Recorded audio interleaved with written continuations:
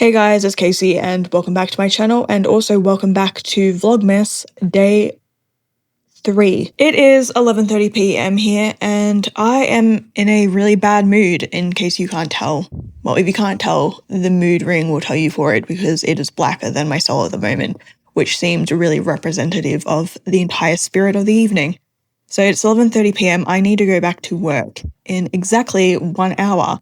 And so I almost talked myself out of doing this. I was going to throw in the towel on the whole Vlogmas thing. Because Vlogmas is a choice. Nobody is forcing me to do this.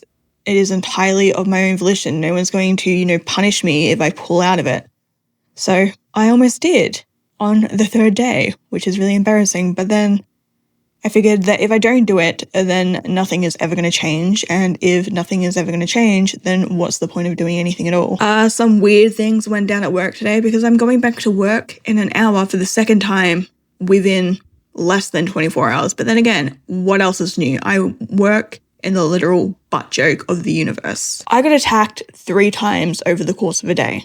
Well, actually, technically, it started yesterday, so I'm lying about the whole 24-hour things. It's even worse than 24 hours. First up, the elf on the stupid shelf, which I hate. I don't know how we acquired an elf on the shelf. I don't know who brought it in. I don't know who's moving it. All I know for certain is that I rocked up yesterday and there it was in all its glory, snuggled up to the pot plant on my desk in my office. So naturally, I moved it from the pot plant to the reception area because I didn't want it staring at me all day while I was working because I find them inherently creepy. And so naturally I moved it because I had to be in my office for the entirety of the day in order to catch up on, office things like scan reports and referral stuff, just stupid things like that. I hate being in the office. But flash forward, I come out of my office to go on my lunch break and the elf on the shelf has moved to the banister right outside my office door. And I don't know who moved it because no one else was in the office all day. Everybody else was out on the floor. The office part of the hospital was empty except for Kel's at the reception for half the day, but she wouldn't move it because she hates the stupid elf on the shelf more than I do. So I knocked it down into the footwell because I didn't want it sitting there on the banister staring at me any more than I wanted it to sit in the pot plant staring at me. So I knocked it down, and then when I came back from lunch, it had moved again and it was now perched atop the sign of the office in the office part of the hospital where the Royal Flying Doctor Service people come. Which sucks because we already have enough problems with the possums and the garden gnomes and the toilet jackaroo. The last thing we need is Annabelle's festive cousin to add more chaos on top of that. We do not need to be possessed by a children's... I don't even know if they're a doll. Are they a doll? I just find them demonic anyway. And then I come to work this morning and there is a teeny tiny little mouse in the hospital. Now, I am a very humane person and this was probably the smallest rodent that I have ever seen in my entire life, like a few ounces at best. And so I figure the smart move to make here is to just grab a mug and scoop him up and give him a ride outside. We do have those hardcore mouse traps, but all the instructions are written in Chinese and the accompanying illustrations on the instructions make it pretty clear that improper usage could and most likely would result in limb loss, and I don't need any more of that around here. And besides, it's the season of giving, and the mouse wasn't doing anything wrong. He was just chilling. He was just minding his own business, certainly nothing worth dying over. But the moment that the mouse sees me, he stops what he's doing, he freezes in place, and he turns very slowly and looks at me and gives me a look that says, "What are you doing, Casey?" And so I tried to communicate to him in mouse that I wasn't doing anything improper. I was just trying to give him like a tiny hat, but he was not buying it and he starts taking off over the hospital and I start chasing him and it was very chaotic, but all of a sudden he stops running. Like, again, freezes in place as if I had another little tiny mouse mug cup. And he pivots and he starts running towards me. Because not only is there a mouse in the hospital, there is also a bloody snake in the hospital. But this is not just any ordinary snake. Oh no, that would have been way too easy for me to deal with and the universe couldn't let me off that easy. No, this was some kind of messed up spider snake. It had legs. It had multiple legs. It had legs. I mean, on some level, I knew that this wasn't a spider snake because I know, okay? I am well aware that spiders have 8 legs and this thing only had 6 legs.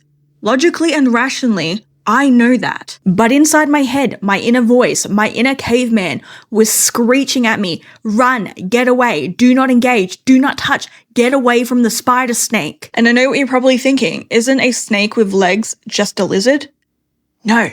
This snake did not have lizard legs. It had these long, bendy, skinny, wiry sort of legs that sort of resembled angel hair past it. It was disgusting. It was one of the most horrific things that I have ever witnessed in my entire life. And it was fast. I had to do some serious parkour just to get away from it because it charged at me, because the mouse ran at me. And so the spider snake started running at me, and then it tried to go up my pant legs, and I had to jump over the banister, and it still continued to chase me. It was disgusting. And then if things are not already bad enough, I come home and I find this on my front door. And you're probably thinking, Casey, that is just a dragonfly. Wrong again. This is a dragonfly. I don't know what the hell this is, but it was disgusting and it refused to move. Like it was like a statue on my door until I opened. Like I opened the screen door without an issue. It just remained there. But the second that I opened the wooden door to step inside my house, it attacked me, it swooped me, and it tried to come inside. And it was like fighting off a bear, that thing. I'm lucky that I keep bug spray right next to my door, because the only time that it left me alone, I grabbed the can of bug spray and I was about to spray it. And apparently it was conscious, like it had consciousness and it knew what the bug spray was, because it stopped swooping me and it literally turned tail and left the front door.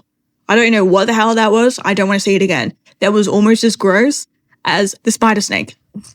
Is the whole purpose of this experiment just to cause me to have a breakdown? Like, no, I'm absolutely serious about this. I'm asking a very serious question. Like, what grave crime did I commit to deserve this? Did I burn the toast one morning and so I deserve 80 years of punishment in my own personal purgatory, where I am doomed to live in the most irrelevant time in human history? But not only that, on top of that, I also have to be tortured every single day by things that the average person here would never be able to conceive, let alone believe in. I don't want to be here. I am sick of this. Like, not the filming thing. The filming thing is fine, whatever. But I am so tired. I want to go home. I do not have 70 years left of this bullshit in me. I will legitimately have a nervous breakdown. So again, I am asking, is that the plan? Is that what you want? I don't know. I don't know what you want. I don't pretend to know what goes on inside your mind, okay? You win, you're a champion, well done. It's just like, after everything that we've been through together, after everything that I've done, this is how in your mind you see me. This is how you view me. You view me and in your mind as just some low-class doctor in a shit little town in the most implausible company in the history of the world. You could have chosen to give me any life. You could have made me Queen Victoria. You had that power, but no. This is how you view me. This is who I am to you. And I won't say that I will remember it, because I'm not going to remember it. You're going to ensure that. But subconsciously, in my subconscious mind, I am taking notes, and there will be blood. Mark my words, there will be blood when we are back on even playing field. But in the meantime, like, what else can I do? There is nothing else that I can do. There is no other choice. I need to go back to work in like half an hour. And then I need to go back to work again tomorrow, because that is all I do. Again, that is how you view me. That is the life you've chosen to give me. Anything. Could have given me anything. You gave me work, as if I didn't have enough of that in the real world. So again, thank you, but whatever. What other choice is there? There is no other choice. I am stuck here. I am a sitting duck until something changes. And the only way to make anything change is to continue doing this, which feels like a humiliation ritual. It is a humiliation ritual. I know that's like a buzzword at the moment, but it's true. I think that's what this is. Is that what this is? I don't know what I'm going to do. Actually, I'm lying. I do know what I'm going to do. I'm going to make the best of a bad situation, and I am going to go and open my advent present from Nate. Because why the hell not? He's put a lot of work into it. But I'm not making any tea, largely because I forgot to grab fresh milk again, and so I have no milk to make tea. But Casey, it's day 2 of the festive season, and the voices have voted. You're doing great, except for Carl, but he's always been a contrarian, so boo to him. Here's your Freddo. You're legally required to eat its head off like a psychopath. Festively yours, Nathaniel Worthingbottom VIII. Day 2 task. Microwave a banana for 45 seconds. Thank me later. So, the tribe has spoken. Let's go do the task so I can open this and get to work. Okay, so the tools have been acquired. I've got a banana. I've got a bowl. I've got a fork. I don't know if I was specifically supposed to mash the banana, but I'm going to do it anyway. And then I had the grand idea because, you know, I'm a free thinker. I will do as Nate requested and bite the head off this Frodo.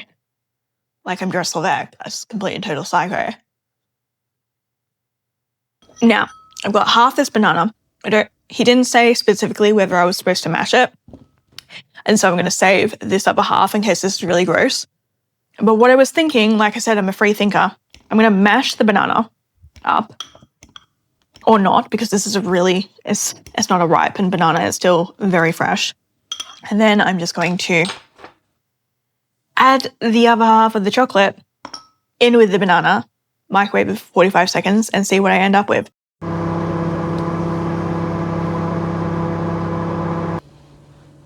That is what it looks like. I don't know what microwaving it's supposed to do because it's still completely... It's hot. I didn't even melt the chocolate all the way.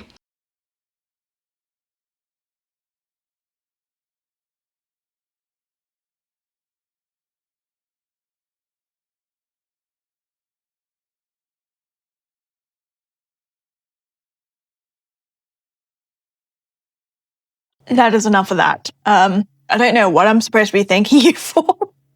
That was not good, and it wasn't bad. It literally tasted like nothing. It didn't even taste like banana.